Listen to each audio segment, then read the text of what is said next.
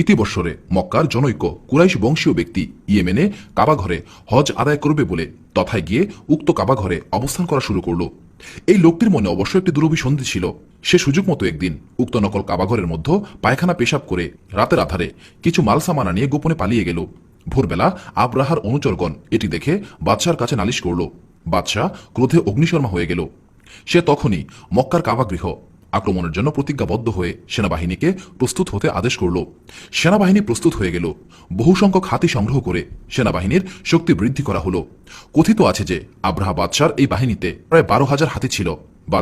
বাদশাহ স্বয়ং সেনাপতির দায়িত্ব গ্রহণ করে মক্কা অভিমুখে যাত্রা শুরু করলেন। মক্কার উপকণ্ঠে হাজির হয়ে আব্রাহা বাহিনী তাঁবু গাড়ল এবং ওই দিনই তারা মক্কায় প্রবেশ করে কাবাগৃহ ভাঙার সিদ্ধান্ত স্থগিত করল। কিন্তু সেদিন তারা মক্কায় প্রবেশ না করলেও সীমান্ত এলাকা হতে বিভিন্ন দ্রব্য সামগ্রী ও চারণভূমি হতে পশু লুণ্ঠন করে নিয়ে গেল। এমনকি খোদ আব্দুল মুত্তালিবেরই 2 শতাধিক উট লুণ্ঠিত হল।